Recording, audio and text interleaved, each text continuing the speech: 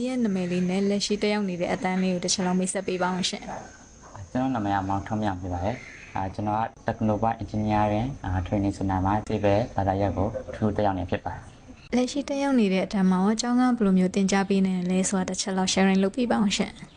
ကျွန်တော်ကျောင်းမှာကျွမ်းကျင်တဲ့ဆရာဆရာမတွေက friendly ဖြစ်စွာနဲ့တခြားသင်ကြားပေးရဖြစ်တဲ့အတွက်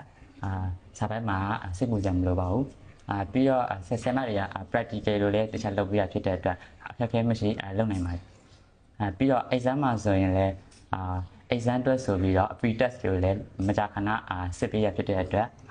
ဆောင်းမတက်ကအခက်အခဲမရှိပါဘူးဟုတ်ကဲ့ပါရှင်ဒီတန်းကိုတက်ရတဲ့အတွက်ပေါ့နော်ကိုဘယ်လိုမျိုးတိုးတက်မှုတွေရှိလာလဲလို့ခံစားရလဲရှင်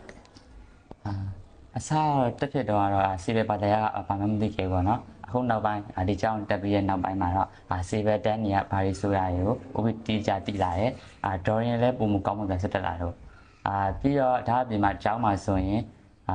Genuine English တွေ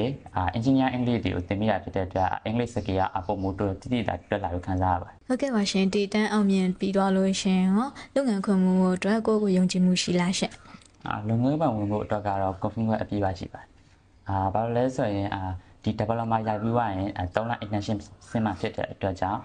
လုပ်ငန်းခွင်ဝင်မှုအတွက်ကိုဘာမှစိတ်မပူပါဘူးဟုတ်ကဲ့ပါရှင်ဒီတင်တန်းကိုစိတ်ဝင်စားတဲ့မောင်လေးညီမလေးတွေရောမောင်လေးအနေနဲ့ဘယ်လိုမျိုးအကြံပေးရှင်လဲရှင်ကျွန်တော်ကျောင်းအောင်ဆိုရင်ရှစ်ကန်းနေပြီးတော့သင်ပေးရဖြစ်တဲ့အတွက်အထက်တန်းအောင်မြင်တဲ့တွေလာရောက် join လို့ရဖြစ်ပါတယ်ပြီးတော့view ခရနေ developer ပေးရဖြစ်တဲ့အတွက်